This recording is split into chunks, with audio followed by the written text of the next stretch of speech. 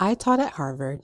I've spent over a decade studying at Ivy League institutions and elite universities. If I could go back and talk to my 17-year-old self over a good cup of matcha, this is exactly what I would tell her.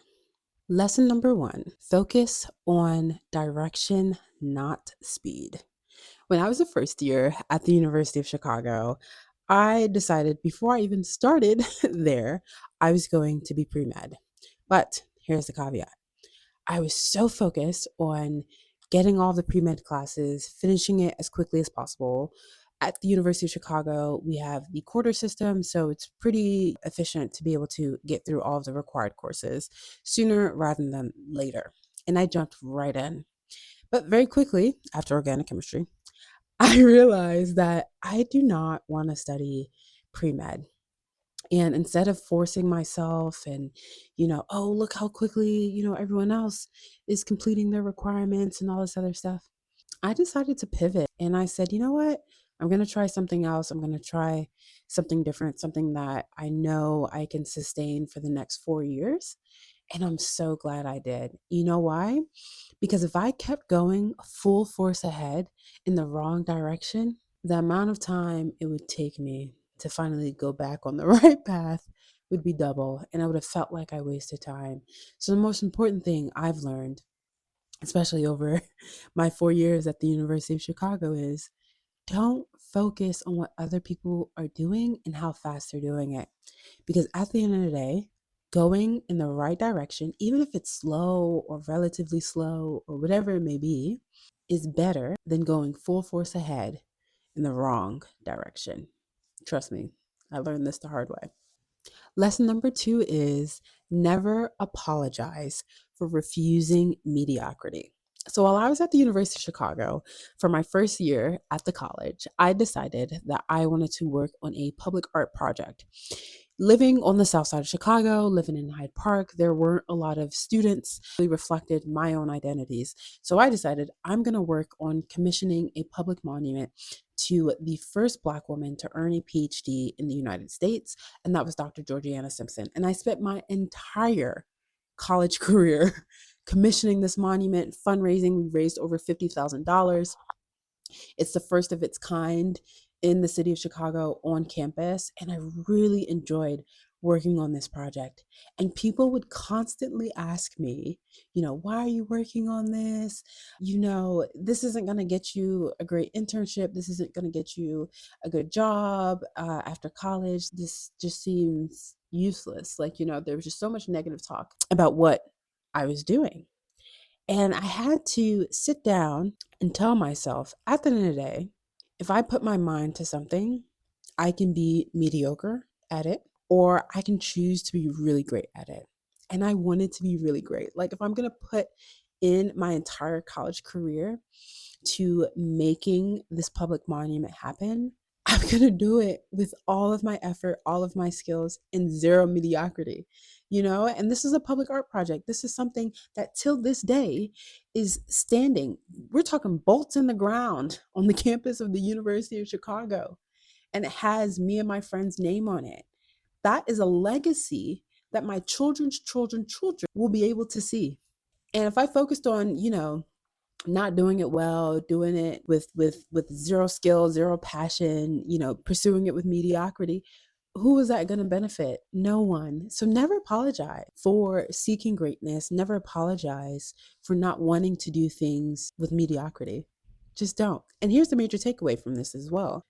Internships won't teach you everything, but pursuing something with passion, with diligence, with integrity will teach you life skills, will teach you business skills, will teach you so many skills that you won't necessarily get from an internship or just a college experience. Like, there's something about having to work day in and day out on the same project with no guaranteed reward. Mind you, this was just an idea I thought up in my head during my first quarter at the University of Chicago. There was no guarantees I would get the approval from university administrators. There was no guarantees I would be able to raise $50,000 to be able to get this project off the ground. There was zero guarantees, but I still worked at it. And I still said, you know what? I'm passionate about this project. I'm going to learn how to negotiate. I'm going to learn how to speak with, intellect and authority in these meetings. I was 19 years old in meetings with administrators and government officials and all these different kinds of people negotiating and advocating for my project. Those are skills that I would not have immediately gotten in an internship or just, in a normal college experience. Lesson number 3: do one thing, pursue one thing that changes at least one person's life. Do not negate the pursuit of mastery, because there's something really beautiful about just putting your mind to a skill, to a passion, to a project that changes at least one person's life.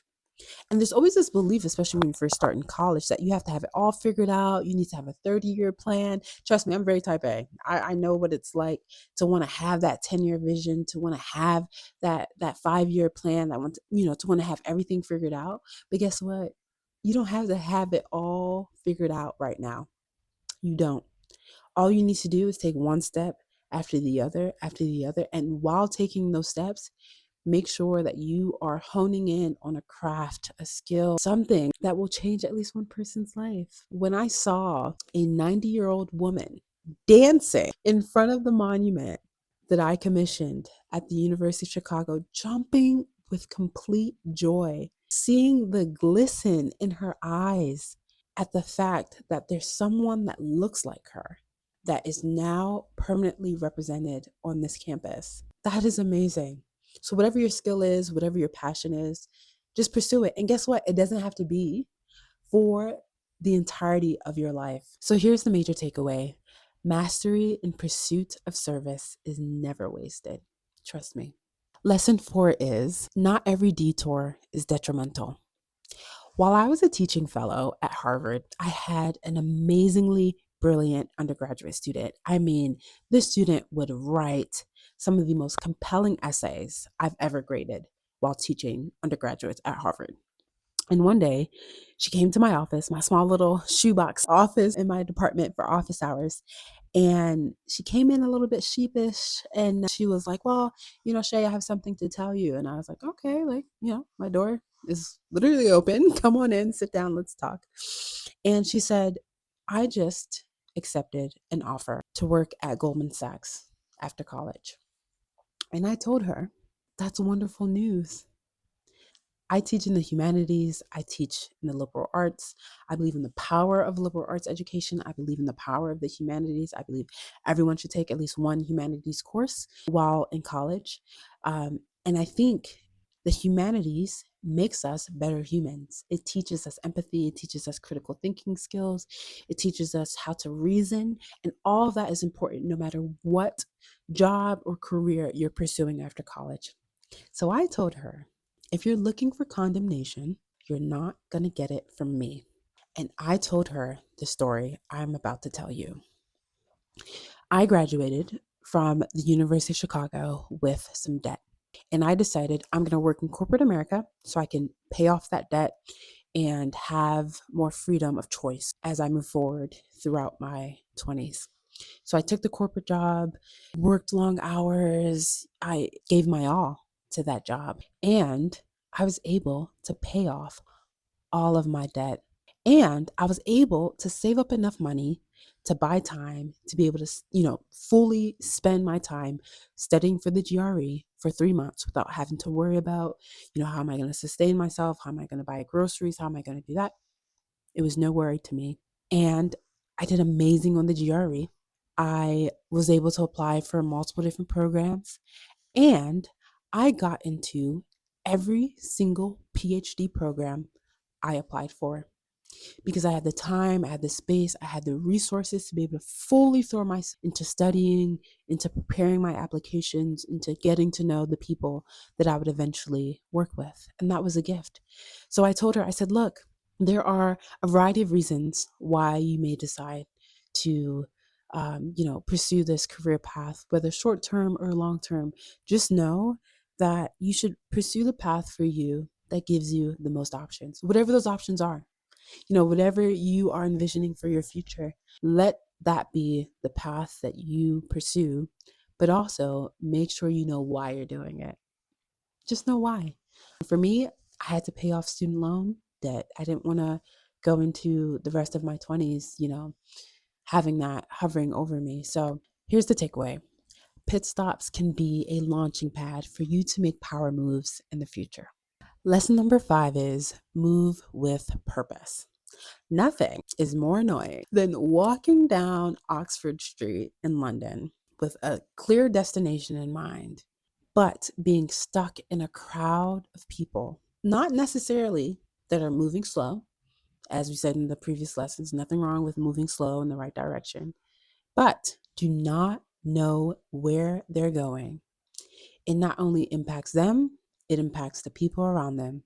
So that's why I say move with purpose. Whatever you do, understand your why, understand the reason you're pursuing it, understand that it does not have to be for a very long time. It can be, but just move with purpose, move with integrity, move with the intention to do something and to do something well. And if it's not working, you can do something else.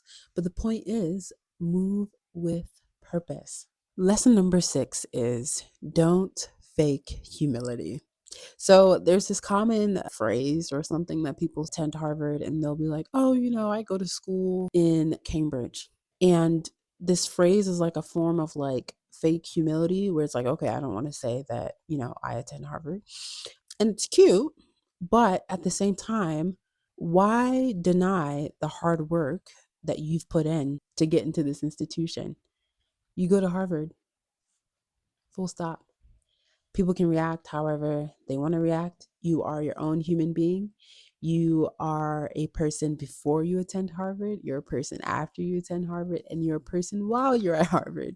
Harvard is a kind of institution that only amplifies what already exists within your heart and within your character. So if you attending Harvard makes you, behave a certain way or do a certain thing, then that thing already exists within your personality and, within your character. But this is the major takeaway. Don't shrink just to make other people feel comfortable with you. It doesn't work. And there's been multiple times in my life where the fact that I attend Harvard, I've spent so long, I'm a PhD candidate at this point. Like, I'm getting the highest possible degree I can from this institution. And there's been many times where I felt like I had to dim myself or I had to say I go to school in Cambridge. Guess what? I was invited to give a talk at Cambridge University here in the UK. And they asked me, like, okay, which Cambridge do you prefer? Like, the one in the US or the one here in the UK? And I was joking with them. I was like, you know what? There was a time in my life where I used to say, I just go to school in Cambridge. And in reality, it could have been either Cambridge because I am grateful to be here, whether it's giving talks at Cambridge that I was invited to or going to school literally in Cambridge in the US. Both are a blessing. And I'm so grateful and I'm full with so much gratitude that I have this opportunity, that I have this privilege. And I decided a very long time ago that I'm not going to deny the hard work that I put in to be at these places. Do not dim your light. If you're enjoying these lessons, be sure to subscribe, like, and comment, and let me know which lesson is your favorite or which one you're thinking about applying. And also check out Pathways to the Ivy on Substack or our website, pathways-to-the-ivy.com. Lesson number 7 is read books you do not like. I remember when I was an undergraduate at the University of Chicago, we had a very rigorous core curriculum. And there was one text in particular that I just did not like, and I was so resistant to reading it. But then I had a wonderful professor. He told me, read the first chapter. And when you're done that chapter, write down every single thing you disagree with. After you make that list of what you disagree with, then write out exactly why you disagree with these points in this book. After you do that, then I want you to provide evidence for why you disagree with all these points. And I think, especially in this day and age, it can be really easy to sort of box ourselves into books and things of that sort that only speak to what we already know. But there was just something really transformative in that moment when my professor pushed me to be able to deeply articulate and to use reason and to use the gifts I have, to use my critical thinking skills that I'm honing, to be able to refine my points, to be able to refine why I believe what I believe or why I want to argue what I want to argue. So essentially, the most important takeaway here is do not be afraid to read books you disagree with. Lesson number 8 is you are worthy. Full stop. Once you have that acceptance letter in your hands, you are worthy. Don't question it. Don't deny it. Don't put yourself in a position where you're doubting whether or not you should be here or not. You're worthy. The acceptance letter says so. So run with it. Lesson number 9 is own your narrative. Once, when I was working in corporate America, I had a manager that spoke to me after a meeting and asked, how do I deal with imposter syndrome? And I told her, I don't have imposter syndrome. Who said I have imposter syndrome? And she was saying, well, we always have these weekly meetings and you don't talk up as much. So I just thought like, maybe you're dealing, with imposter syndrome. And I just want to know, how do you deal with it? Like, how can we, get you to speak up more and, get over that imposter syndrome? And I told her, I said, what are some other beliefs or narratives that you have about me that might be impacting the way you see how I'm contributing to this team and to these meetings? Because I had to get very clear on what's the narrative in her head and how can I regain control of that narrative to make sure that my story remains my story. And guess what? I told her in the middle of our post meeting debrief, I said, look, I have a plethora of amazing ideas I want to share with the team. But I don't like being interrupted. And I know that sometimes you or the team members can get really excited about these ideas. I mean, you just start interrupting and stopping me in the middle of what I'm saying. So instead of constantly going through the interruptions, losing my train of thought, things of that sort, that's why I always send an email after the meeting. So I have no problem speaking up. I have a problem with being interrupted. And I think once I was able to correct that narrative, I did a better service to her. I did a better service to my team, and I did a better service to myself. Do not own narratives or stories that people want to put on you or to give you that are not true. Because then after a while, you will start to believe it. You will start to think like, oh, do I have imposter syndrome? Do I have this thing? No, beloved, you don't. That's why I said this is such an important lesson. Own your story and own your narrative. Okay.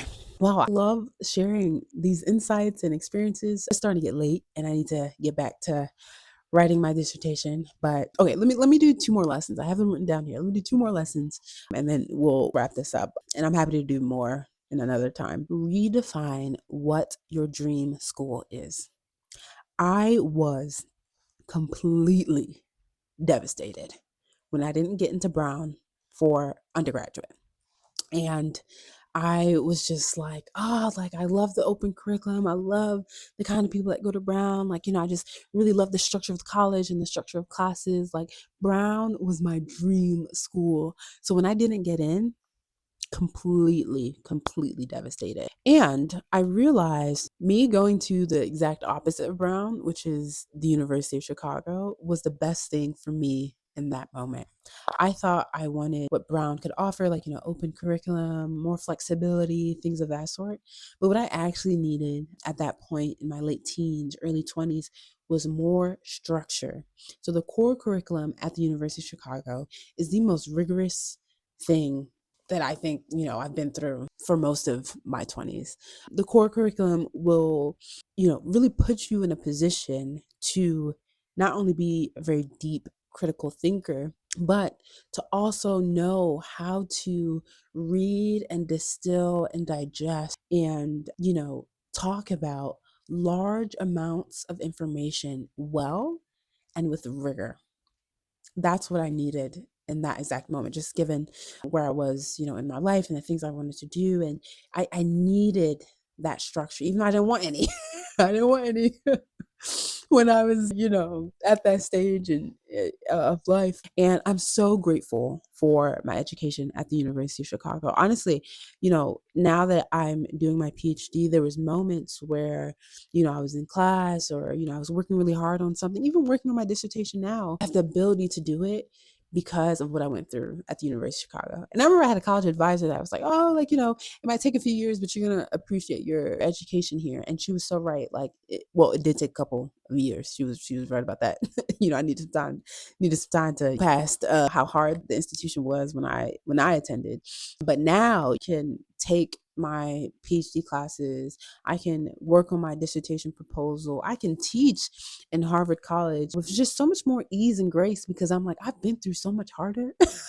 I've had to work on so many amazing projects all at once. I had to multitask. I had to be able to read, hundreds and hundreds and hundreds of pages a week. And the ability to do that was refined at the University of Chicago. And that's why, what I'm doing right now doesn't really faze me because it's like, there's been times where I'm like, this may be hard,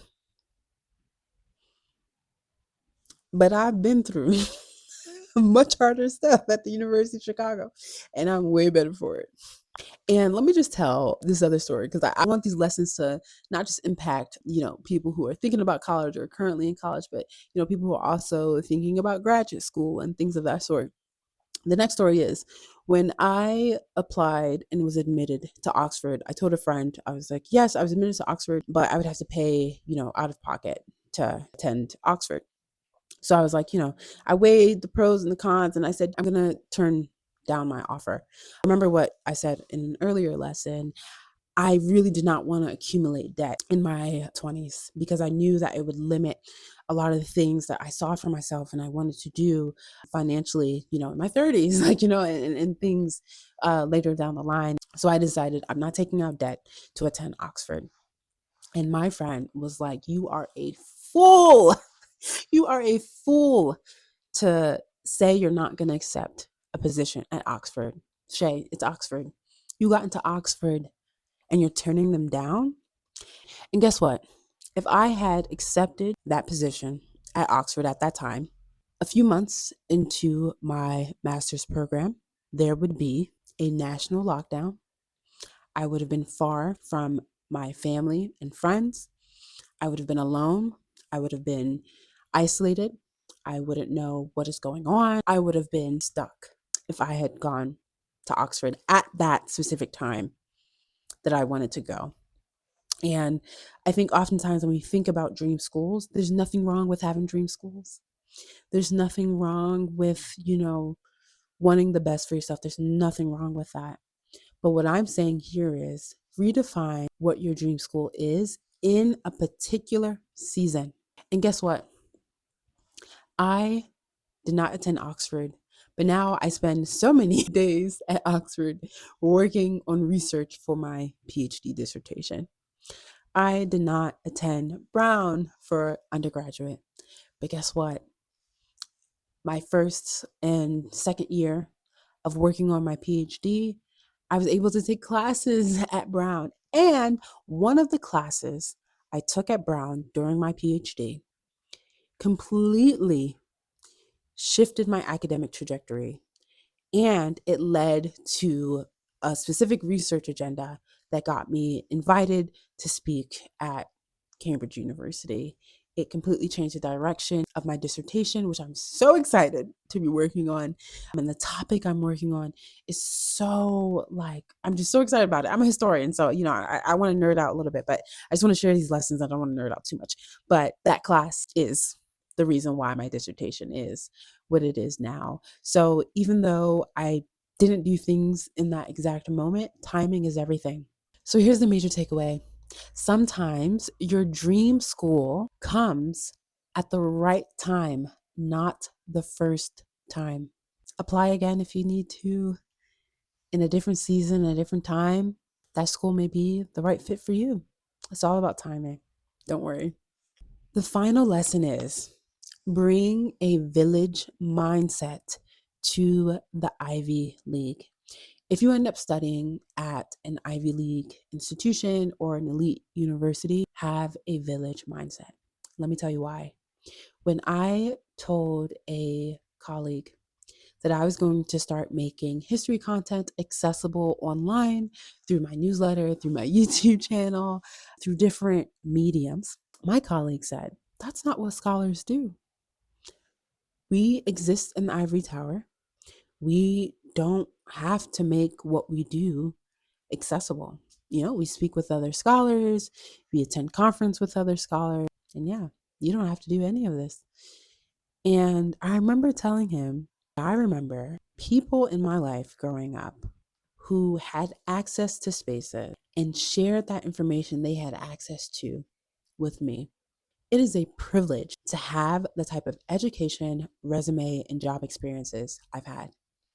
I think it would be actually more foolish of me to sit on all that information, to sit on all that insight, to sit on all that knowledge and pretend like I'm the only one that's going to benefit from the experiences and the access that I've had.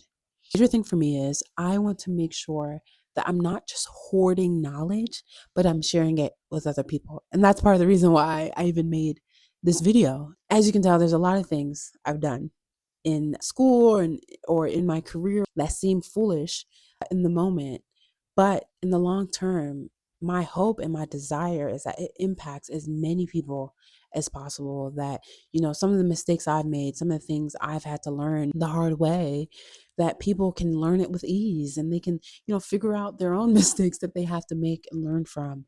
But I refuse to believe that I have to be distant or just sit on everything that I have as if knowledge is like a rare asset or a scarce asset. It's like, no, like I have this thing and I want to share it with people.